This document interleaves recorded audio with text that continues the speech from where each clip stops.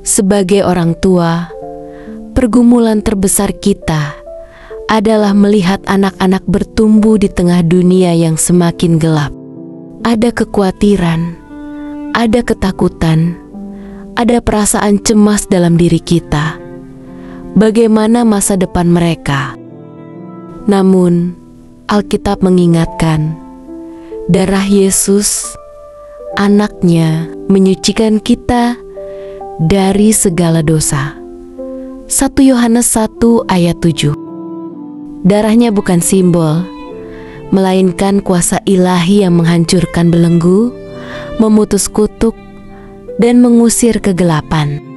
Dalam kitab Keluaran 12 ayat 13, darah anak domba di pintu rumah menyelamatkan umat Israel dari maut.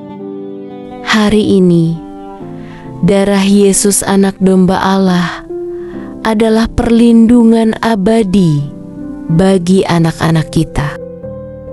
Andrew Murray dalam bukunya The Power of the Blood of Christ menulis, darah Yesus adalah senjata terkuat melawan kuasa iblis.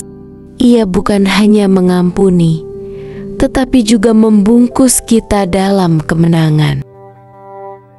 Sementara Stormy Omartian, penulis The Power of a Praying Parent, menekankan bahwa doa orang tua adalah tembok api yang mengelilingi anak-anak dari serangan roh jahat. Kita juga diingatkan dalam Efesus 6 ayat 12 bahwa peperangan kita bukan melawan darah dan daging, melainkan roh-roh jahat di udara. Karena itu, doa kita harus penuh otoritas, mengklaim janji Tuhan, dan menuntut kuasa darah Yesus bekerja bagi anak-anak kita, bahkan diri kita sendiri. Yesaya 54 ayat 17 memberi jaminan setiap senjata yang ditempa terhadapmu tidak akan berhasil. Percayalah, Tuhan Yesus tidak pernah gagal menjaga yang dikasihinya. Darah Yesus, perlindungan abadi yang tak terkalahkan. Dalam kitab suci, darah bukan sekadar cairan biologis, melainkan simbol kehidupan dan perjanjian. Imamah 17 ayat 11. Darah Yesus adalah puncak dari semua perjanjian. Dia telah masuk sekali untuk selama-lamanya ke dalam tempat yang kudus dengan membawa darahnya sendiri. Ibrani 9 ayat 12. Darah ini adalah tanda bahwa Allah sendiri yang berperang bagi kita. Ketika kita mengklaim darah Yesus atas anak-anak kita, kita sedang menyegel hidup mereka dalam perjanjian ilahi yang tak bisa dirobek iblis. Renungkan, jika iblis berani mendekat, darah Yesus adalah api yang membakarnya. Jika kutuk berteriak, darah Yesus adalah suara yang membungkamnya. Jika ketakutan mengintai, darah Yesus adalah benteng yang tak tergoyahkan. Kuasa darah Yesus veras kutuk generasi. Keluaran 20 ayat 5 mengingatkan bahwa dosa orang tua berdampak hingga keturunan ketiga dan keempat. Tapi darah Yesus memutus rantai itu. Dalam perjanjian baru, Galatia 3 ayat 13 menyatakan, Kristus telah menebus kita dari kutuk hukum, Taurat, dengan jalan menjadi kutuk karena kita. Darahnya adalah penghapus permanen untuk warisan dosa, penyakit genetik, atau pola kehancuran dalam keluarga. Bayangkan seorang anak yang terlahir dalam keluarga pecandu. Darah Yesus tidak hanya menyembuhkan, tetapi menulis ulang DNA rohaninya. seperti Daud yang berasal dari garis keturunan yang biasa, tapi Allah memilihnya menjadi raja.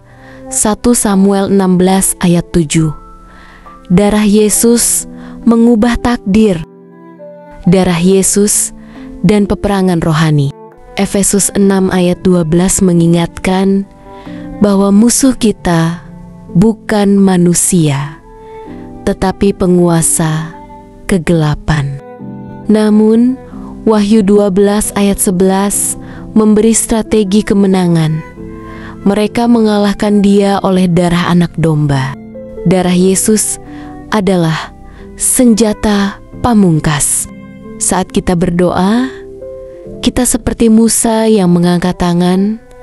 Keluaran 17 ayat 11 tanda otoritas yang membuat musuh kocar-kacir. Koriten bum penjintas Olokas bersaksi, ketika Nazi mengancam, ibu saya selalu berdoa dengan darah Yesus. Mereka tak pernah menyentuh kami sampai Tuhan izinkan. Darah Yesus menjawab ketakutan orang tua. Yesaya 49 ayat 25 berjanji, Aku akan memperjuangkan anak-anakmu. Sebagai orang tua, kita sering khawatir. Bagaimana jika anak saya terpengaruh narkoba?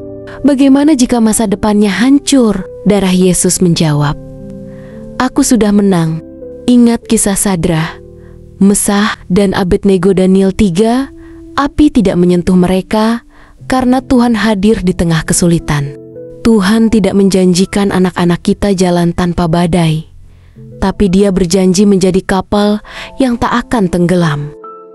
Darah Yesus dan masa depan yang dijanjikan. Yeremia 29 ayat 11 terkenal. Aku mengetahui rancangan apa yang ada padaku untuk kamu, yaitu rancangan damai sejahtera. Darah Yesus bukan hanya untuk perlindungan hari ini, tetapi menjamin janji masa depan. Seperti Yusuf yang dijual, tapi darah perjanjian Allah membuatnya jadi penguasa Mesir. Kejadian 50 ayat 20. Jika Tuhan bisa mengubah salib simbol kutuk menjadi lambang kemenangan, Dia pasti bisa mengubah pergumulan anakmu menjadi cerita kemuliaan.